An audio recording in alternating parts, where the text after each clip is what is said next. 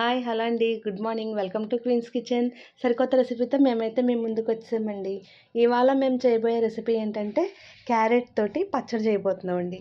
So ఈ carrot పచ్చడికి మనకు కావాల్సిన పదార్థాలు ఏంటో ముందుగా చూసేద్దాం.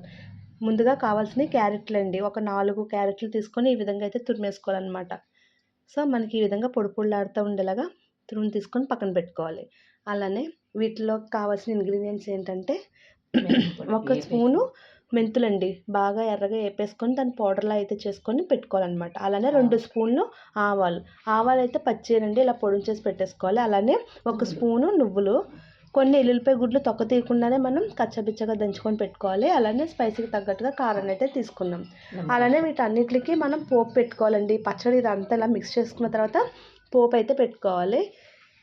పోపు పెట్టుకునే ముందుగా మనం పులుపు రావడం కోసం 2 నిమ్మకాయలను అయితే తీసుకొని ఈ విధంగా జ్యూస్లా తీసుకొని ఉంచుకోవాలి. అలానే రుచికి సరిపడా సాల్ట్. మనం ఈ పచ్చడి అంతా కూడా ఈ బ్రాండ్ ఆయిల్ తోటి అయితే మేము మిక్స్ చేసుకుంటున్నామండి. సో ఏ పచ్చడికైనా సరే పల్లీల ఆయిల్ అయితే చాలా టేస్టీగా ఉంటుంది అనమాట.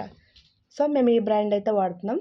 అలానే పచ్చడి అంతా తయారైపోయిన తర్వాత పోపు కావాల్సిన పదార్థాలు పచ్చెనపప్పు 2 స్పూన్లు, అలానే ఎల్లుల్లిపాయ గుడ్లు తొక్క తీసేసి కొన్ని పెట్టుకోవాలి. మినపగుళ్ళు అండి 1 స్పూను, అలాగే 1 స్పూన్ ఆవాలు, నెక్స్ట్ ఎండుమిర్చి 2, గుప్పెడు కరివేపాకు. సో ప్రాసెస్లోకి అయితే వెళ్ళిపోదాం.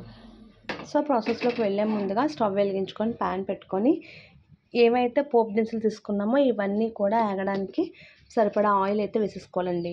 సో ఆయిల్ అయితే కొంచెం ఎక్కువే క్వాంటిటీ పడుతుంది. ఈ విధంగా వేరుశనగ నూనె అయితే వేసేసుకొని ముందుగా అందులో ఏవైతే తొక్క తీసి పెట్టుకున్నామో వెల్లుల్లి గుడ్లు ఒక గుప్పుడు అవన్నీ ఆయిల్ వేసేసుకొని ఫ్రై చేసుకోవాలన్నమాట.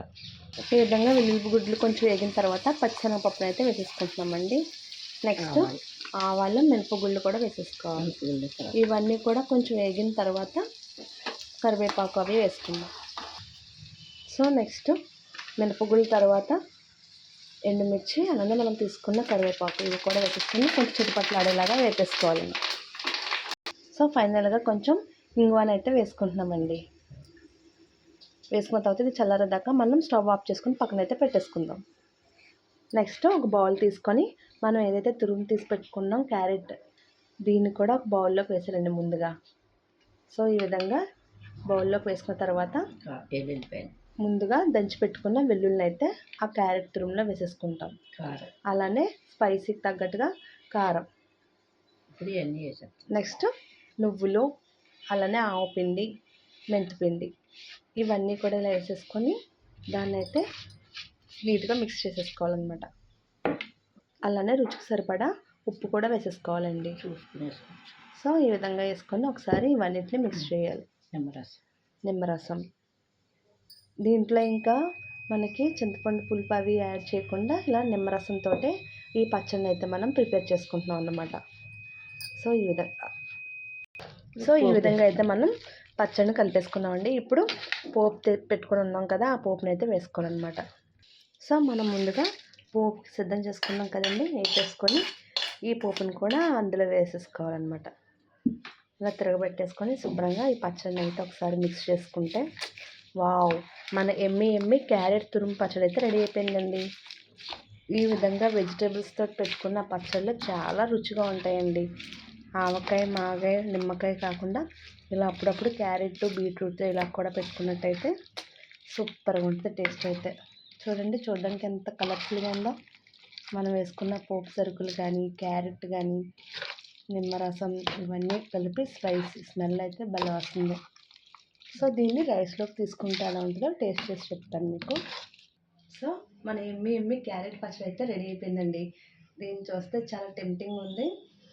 స్మెల్ అయితే గుమ్మలాడిపోతుంది అనమాట. దీన్ని ఇప్పుడు నేనైతే వైట్ రైస్లోకి తీసుకుంటానండి.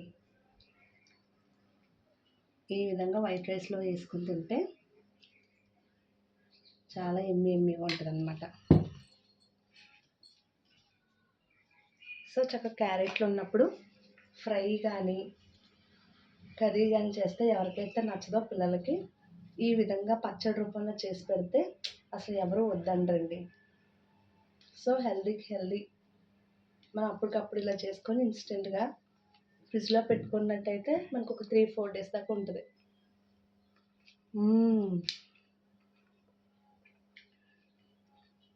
టేస్ట్ అయితే చాలా ఎక్స్ట్రాడినరీగా ఉందండి.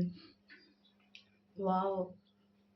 మనం వేసుకున్న నిమ్మరసం, సాల్టు, కారం ఇవన్నీ కూడా క్యారెట్‌కి కరెక్ట్‌గా సెట్ అయినాయి అనమాట.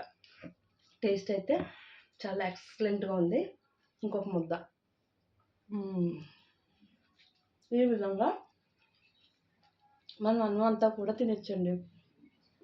దీన్ని ఇంకా దోసలోకి ఇలానే వైట్ రైస్‌లోకి ఇలా తీసుకున్నట్టయితే కాంబినేషన్ చాలా బాగుంది.